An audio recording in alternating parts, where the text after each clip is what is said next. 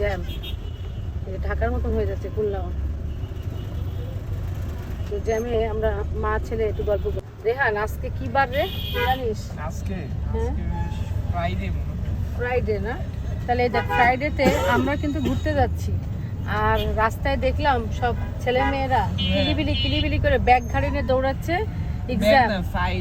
Exam তার মানে এটা স্কুল না কোচিং এর এক্সাম। বোঝ যে শুক্রবারও তাদের শান্তি নেই, শুক্রবারটাও তাদের শান্তি নেই। সারা সপ্তাহে স্কুলে যায়, শুক্রবার আবার কোচিংয়ে পরীক্ষা। স্কুল কোচিং সব পাগল হয়ে যায়। দেখ বোঝ তাহলে তুই কি মহা শান্তিতে আছিস বোঝ। এরকম মা আর একটা পাবি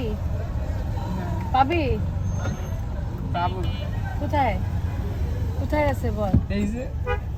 আর একটা বলছি আরেকটা পাবি যে এরকম আরামসে দেয়। কত ভালো যায় যে এবার এক্সামে তুই সিটিতে সব 20-তে 20 পাইছিস। তুই অত দৌড়ঝাঁপ তো করা লাগে নাই, তারপরেও পাইছিস। তাহলে একটু দরকার তাই না বাচ্চাদের? বল তোর কি মত? আমার সাথে থেকে কি শিখলি? ইন ফিউচারে যখন তুই তোর ছেলে মেয়েকে শিখাবি তখন কি শিখাবি বল? দৌড়ঝাঁপ করা নাকি এরকম রিল্যাক্স মুডে লেখাপড়া করা? বল।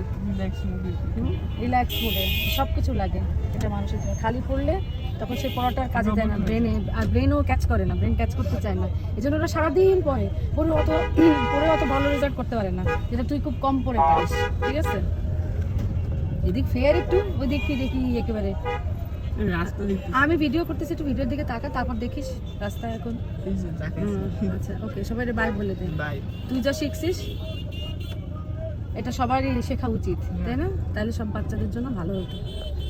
পড়াশোনা হলো একটা পার্ট, মানে এটা কোনো লাইফ না, এটা হলো একটা পার্ট লাইফ। হ্যাঁ, পার্ট অফ লাইফ। আর মানুষ ওটারে লাইফই বানায় ফেলে দেয়, যেমন লাইফে আর কোনো কাজ নেই লেখাপড়া ছাড়া, তখন তার করতেই হবে, ফার্স্ট হতেই হবে। তখন তারা আলটিমেটলি ওদের ব্রেন আর কাজ করে না, ব্রেন ক্লাপস হয়ে যায়, ওরা আর কি পাগলের মতন হয়ে যায়। এত পড়ার প্রতি একটা বিতৃষ্ণা চলে আসে যেটা তোর নাই। তুই আরো পড়াটাকে ইন্টারেস্ট বোধ করিস তাই না? তুই বলিস না এত ইজি, এত খুব মজা লাগতেছে আমার, কারণ তোর কাছে পড়াটা একটা ইন্টারেস্টিং পার্ট লাইফের। পড়াটাই তোর লাইফের একদম সেই মূল লক্ষ্য না যে পড়তে পাগল। মজাই হওয়ার কথা, আমি আরো স্মার্ট হচ্ছি, মানে আমি আরো শিখতেছি। কিন্তু এইটা যখন আমি খালি শিখতেই থাকি তখন ওটা কঠিন হয়ে যাবে, তখন ওটা আর করতে ইচ্ছা করবে না, বিরক্ত লেগে যাবে। একটা জিনিস বারবার করলে তো ভালো লাগে। সবাই বাচ্চাদেরকে একটু রেস্ট দিবেন, একটু বাচ্চাদের নিয়ে ঘুরতে বের হবেন। শুক্রবারও ওদের কোচিংয়ে পরীক্ষা দিতে দৌড়াবেন না। স্কুল কোচিং এই পড়ার পর পড়া এরকম করবেন না। বাচ্চাদের হোমওয়ার্ক 1-2 দিন না করলে কোনো সমস্যা হয় না। আমার ছেলে মেয়েদের হয়নি আলহামদুলিল্লাহ। তো এটা হয় না, এটা একটু মাথায় রেখে ওদেরকে একটু শান্তি দিবেন, ওদের আর কি লাইফটা একটু এনজয় করতে দিবেন। ওদের চাইল্ডহুডটা পড়াশোনা দিয়ে একদম করে দিবেন না, আর কি প্রেশার করে দিবেন না। ওদের চাইল্ডহুডটাকে একটু এনজয় করতে দিবেন, আর নিজেরাও একটু এনজয় করবেন ওদের সাথে। নিজেরাও একদম হয়ে পড়েন, টেনশানে করে পাগল হয়ে যান। বাচ্চা কাচ্চার মা একটা বাজে সিচুয়েশন হয়ে যায়, এটা থেকে বের হয়ে আছেন। ঠিক আছে, ওকে, টাটা, বাই বাই, আল্লাহ হাফিজ।